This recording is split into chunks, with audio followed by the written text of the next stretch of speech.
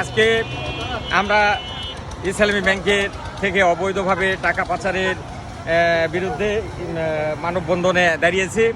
গত 17 বছর ধরে ইসলামী ব্যাংক থেকে অবৈধভাবে এস আলম গ্রুপ 95,000 কোটি টাকা নিয়ে পলায়ন করে। তার বিরুদ্ধে বিগত সরকারের সময় মামলা হয় এবং ন্যায় বিচারের স্বার্থে বিচার কার্য চলছিল এবং এই বর্তমান সরকার এসে এই এমডিকে পরিবর্তন করে নতুন এমডি দেওয়ার কারণে সেই নতুন এমডি আবার এস আলম গ্রুপকে পুনর্বহালের চেষ্টা এবং 350 কোটি টাকা অবৈধভাবে আবার তাকে লোন দেয়।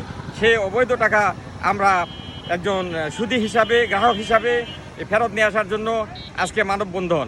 আমরা বলতে চাই ইসলামী ব্যাংকের যে এমডি ছিল ওমর ফারুক জসিম, ওনাকে স্বপদে পুনর্বহাল করা হোক।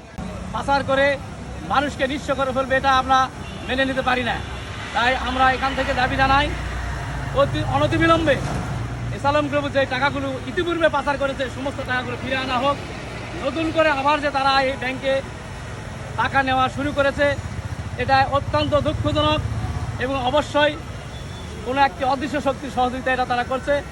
আমরা আমাদের গ্রাহক হিসাবে আমাদের টাকার আমরা সিকিউরিটি চাই এবং আমাদের টাকা আমরা ফেরত চাই।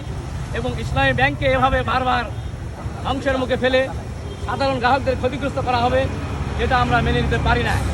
এবং আর কোনোভাবেই যেন এস আলম গ্রুপ এই ব্যাংকে প্রবেশ করতে না পারে সেই ব্যাপারে সরকারকে উদ্যোগ নিতে হবে এবং এই ব্যাংকের রক্ষা সহ দেশের অর্থনীতিকে চাঙ্গা করার জন্য ব্যাংকের যে ভূমিকা, এই ভূমিকা যেন বাধাগ্রস্ত না হয় এবং গ্রাহকরা ক্ষতিগ্রস্ত না হয়, এই জন্য আমরা এই প্রোগ্রাম থেকে আমরা সরকারের কাছে দূর দাবি জানাচ্ছি।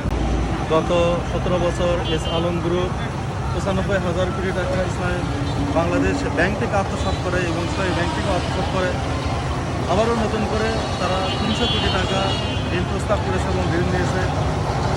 এর প্রতিবাদে আমরা আজকে মানববন্ধনে এসেছি যেন এই অবৈধ টাকা আবারও ফিরিয়ে আনা হয় এবং আমাদের গ্রাহকদেরকে বাঁচানো হয় এবং ইসলামী ব্যাংকে বাঁচানো হয়।